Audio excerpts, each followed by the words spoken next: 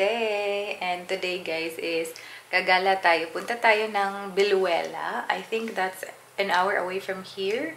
Mag-grocery tayo doon guys. Kasi wala talaga ditong choices na marami in terms of mga grocery. Like, nung nag-grocery talaga kami, it's either merong sobrang mura, tapos bigla na lang sobrang mahal. Walang in-between. So, kaya kailangan nating bumiyahe ng malayo guys para makahanap tayo ng maraming option.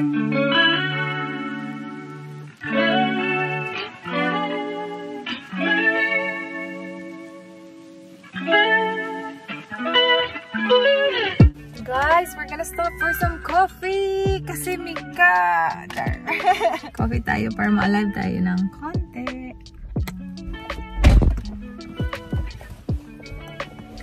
Finally, kape na tayo dito.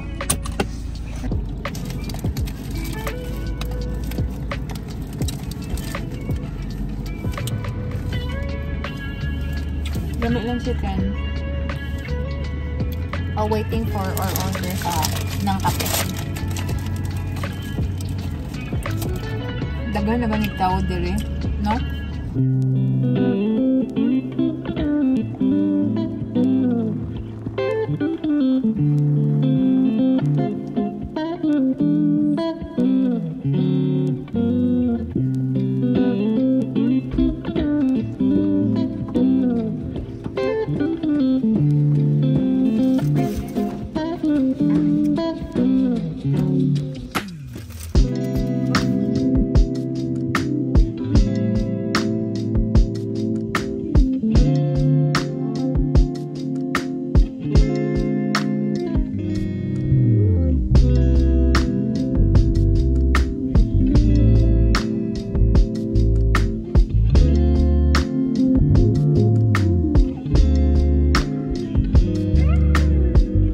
Guys, nandito tayo sa reject shop.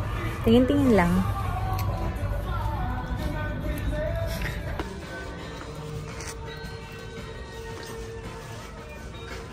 Cute design niya.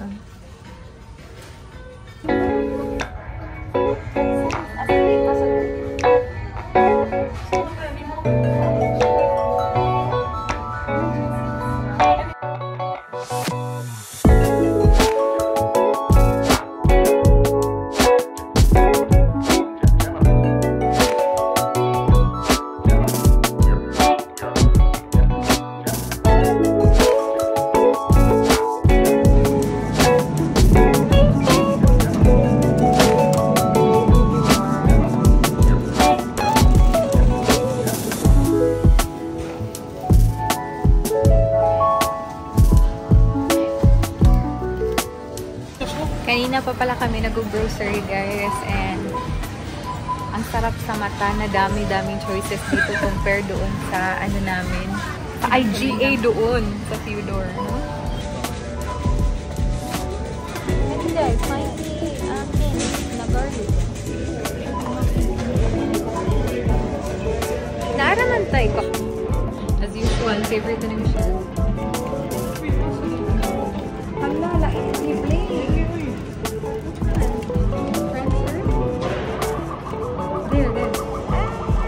Kana ako, blue. Kana girl. Shit! Sige daw, i-try. That's it. Oh my god! Layo ka ayo. Kasi Darth Vader. Lapit sa head. I don't think it's gonna get it. Day! Pangita, uy! The white one. Lima. Sige, go.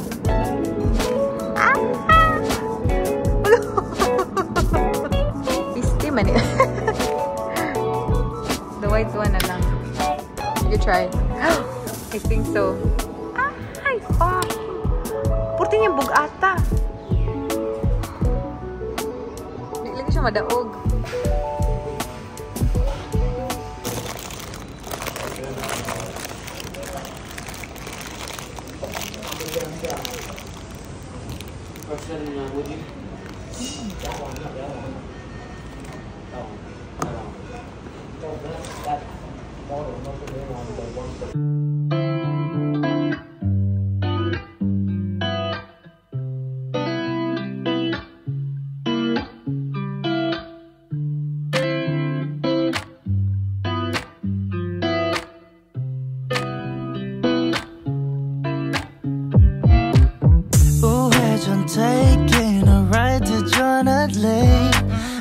뒤집으면서 들어가야 할 때 찾아 나머진 바빠 개설레임 바꾸는 사람들 시간만 지나가 자신감 가지고 해와 그냥 천천히 들어가야 해 어쩔 때는 무작정 들이밀기만 하지만 그런 거랑 차이가 있어 baby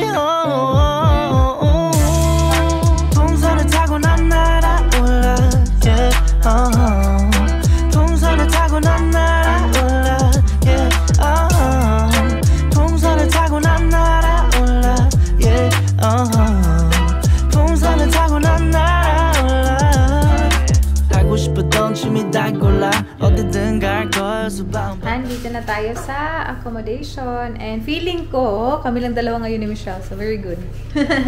Feeling ko yung dalawang kasama namin is nag-work ngayon. So, mag-vlog tayo dito. Mag-arrange lang tayo. We're very happy na napunta nga tayo doon. Nagka-same kami yung day off ni Michelle para pumunta doon. Kasi, alam nyo ba, sabi nga ni Michelle, $90 daw yung gastos niya the last time na siya grocery. Tapos, sobrang konti lang. Ito, $200 pero madami na.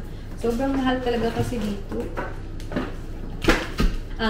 Pakita ko lang sa inyo some of it but not all of it. May mga meat tayo na kailangan natin i-fridge.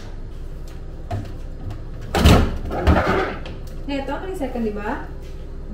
Ano malagay tayo roast pork dili day?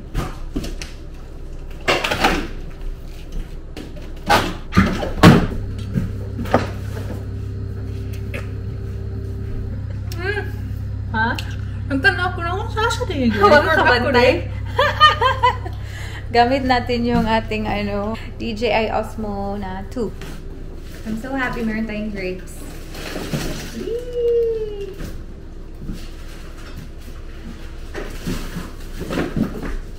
Tapos, gagawa ako ng pasta one of these days. Ano siya? Fettuccine Alfredo. Ayan. We have mushrooms. Yan yung mga veggies natin. Konti lang naman. At ako na pinakaubos.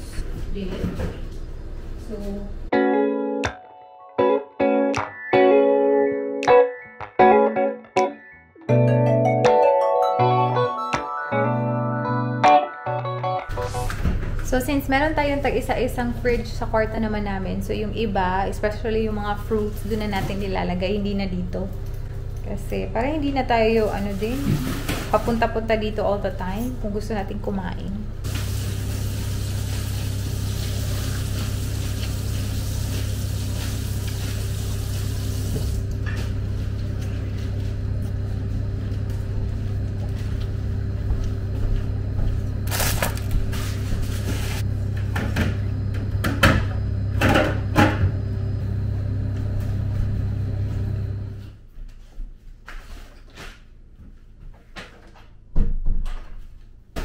Wala kadul sa akong dagway.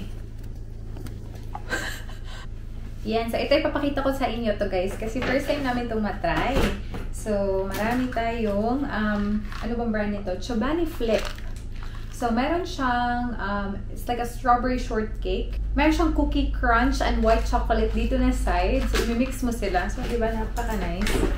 So, ayan. Meron tayong dalawa. And also, we are gonna try meron din cookies and cream.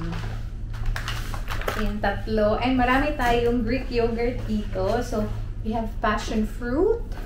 Same brand. Chobani pa rin siya. Sana masarap talaga ito siya eh. Blueberry.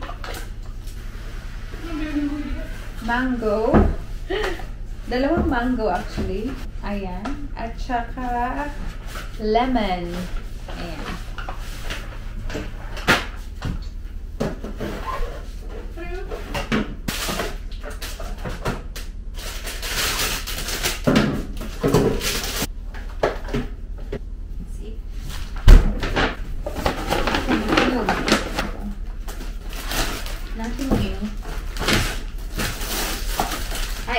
Harvest snacks. Meron tayong dalawa. Na ano siya, parang maliit na mga sachets ba? Peppermint tea. We have coffee na naka-sale. Half price.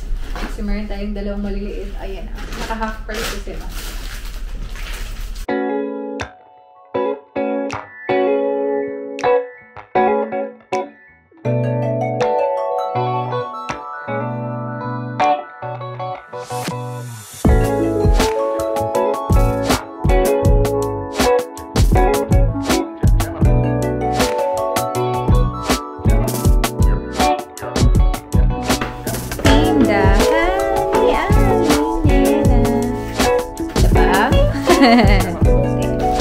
Pakita ko din pala ito.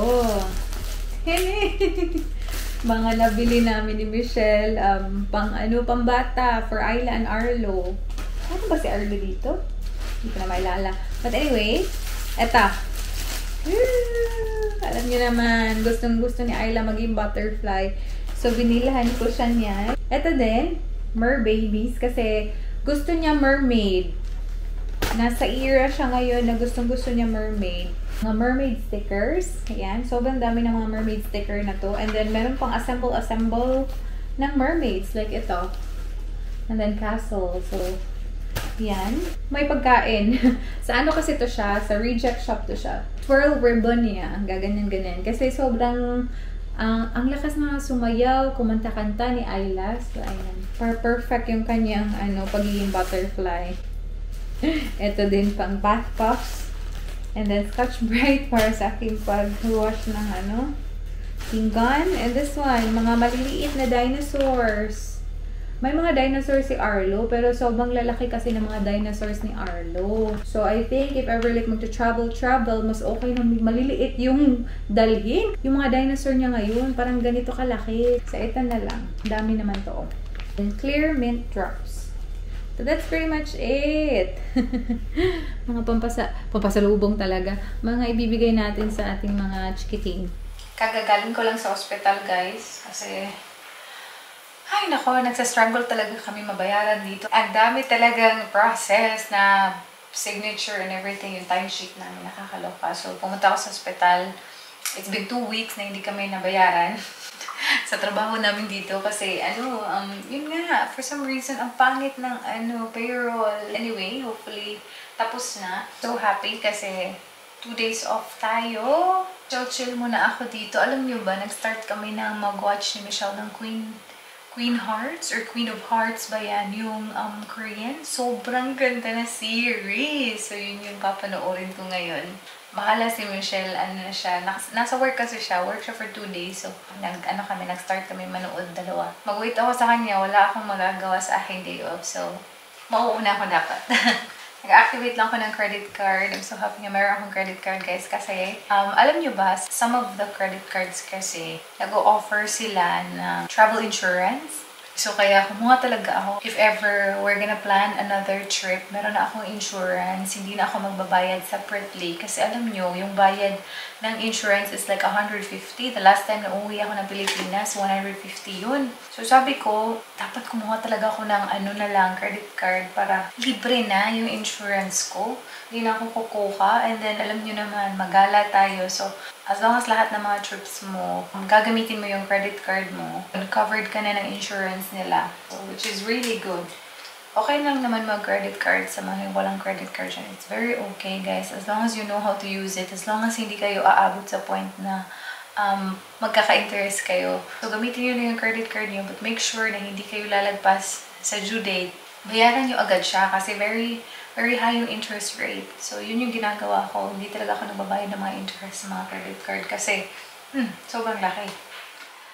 Guys, gusto ko lang palang i-chika sa inyo na I'm super duper happy. Confirm na talaga, guys, na uuwi tayo ng Pilipinas. So, initially kasi, si ate had been asking na gusto niyang umuwi ng Pilipinas kasi nga sa mga cravings niya. So, sabi ko naman, magsabi ka lang kasi medyo matagal na din kaming hindi nakapag-bonding ng mga kids kasi. So, sabi ko, if they wanna go home to the Philippines, gusto ko na andun din ako para part din ako ng bonding nila.